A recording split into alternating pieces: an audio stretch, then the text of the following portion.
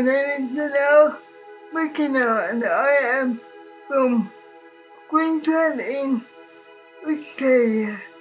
I am an upcoming artist, poet and novelist writer. I fell in love with Queensland in 2010, when the airplane landed in Brisbane. I migrated from South Africa to Australia in 2010. The path I had to continue on was one of the most arduous paths I ever encounter, and there were times that I thought I wouldn't be able to do that. The man that I gave up everything abandoned me after a few months of marriage life. I was alone in a foreign country. I knew nothing about the lifestyle, culture or anything else for that matter. I didn't had any friends or family. I was beyond afraid, and I was disabled. The only matter I had was my faith in God, and my faith in myself. The principal challenge I faced as a woman with a disability was to believe in myself when no one else did, not even my family. I managed to change the stereotype path everyone else assumed I would take.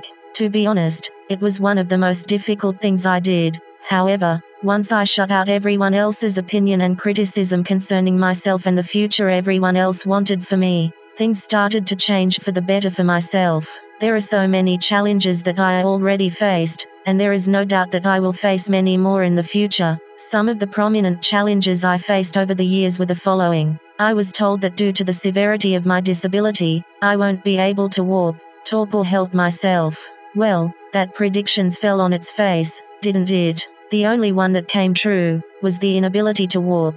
Walking is so overrated these days anyway. I'm sure if I wanted to put my mind to it, I would have walked too. Then there was the forecast that I won't complete either primary or high school. What did I do? I laughed at the premature prophecies, because it was clear to me that the so-called experts were under the impression that I was just another stereotype.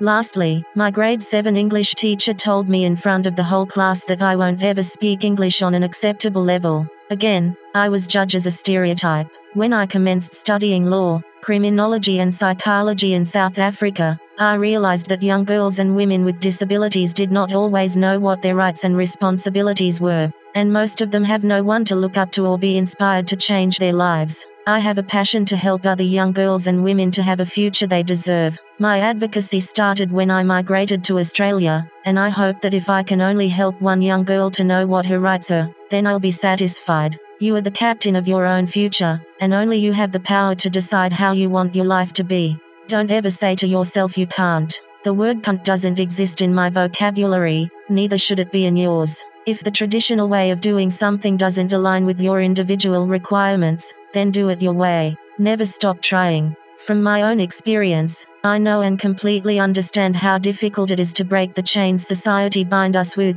However, we are the only ones who can break these chains. I want young girls and women to become warriors of the mind. Though we can't be physical warriors, we definitely are all warriors of the mind. No matter how disabled you are, start believing in yourself, even when no one else believes in you.